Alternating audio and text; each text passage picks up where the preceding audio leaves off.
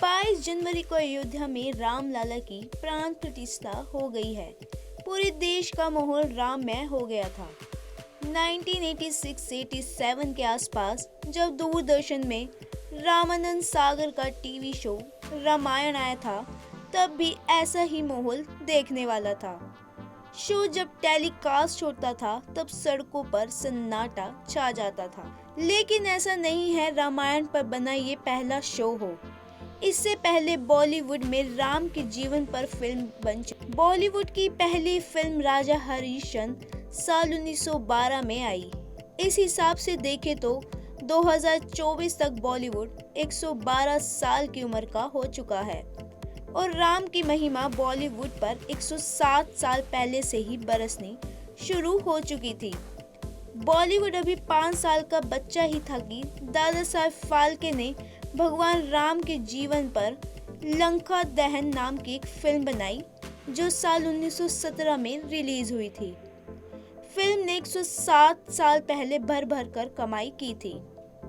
भारतीय फिल्मों के पितामह धुंधीराज गोविंद फाल्के उर्फ दादा साहब फाल्के की पहली और बॉलीवुड की भी पहली राजा हरिश्चंद्र रिलीज हुई तो दर्शकों के लिए एक अनोखा अनुभव था।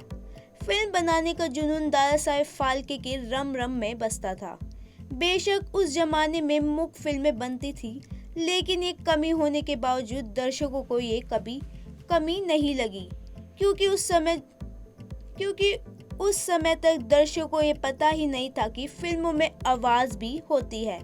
इसी दौरान दादा साहब फाल्के एक बार विदेश गए और उन्होंने जीसस क्राइस्ट पर बनी फिल्म देखी, तो उन्हें आइडिया है कि ऐसी कहानियां तो हमारे यहाँ भी है जिन्हें दर्शकों के बीच पहुँचाया जा सकता है और दर्शकों जिनसे जुड़ाव भी महसूस करेंगे। इसके बाद उन्होंने 1913 में मोहिनी भस्मासुर और 1917 में लंका दहन बनाई। ये वो जमाना था जब फिल्मों में महिलाएं एक्टिंग करने से कतराती थी।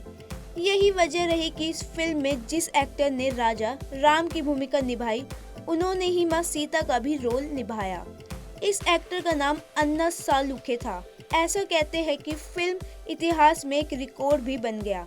दरअसल इस फिल्म में अन्ना सालुखे पहले ऐसे अभिनेता बन गए जिन्होंने पहली बार डबल रोल प्ले किया था।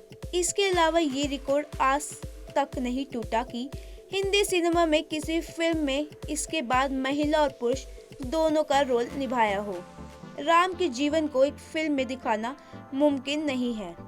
इस फिल्म की कहानी 14 साल के वनवास से शुरू हुई और रावण वध कर खत्म की गई थी। उस जमाने में इस फिल्म में कुछ खास तरह के स्पेशल इफेक्ट्स भी इस्तेमाल किए गए थे। ये फिल्म सिर्फ 6 मिनट की थी।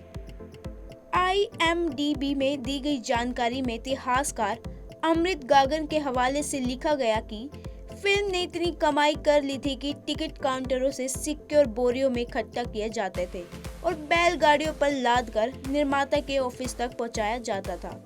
टिकट खिड़कियों पर लंबी लाइनें लगती थी। लोगों ने फिल्म को कुछ इस तरह से आत्मसात कर लिया था कि फिल्म देखने के लिए लोग जूते चप्पल बाहर उतार कर जाते थे। फिल्म लंका दहन की पहली स्क्रीनिंग मुंबई के मैजेस्टिक सिनेमा हॉल में हुई।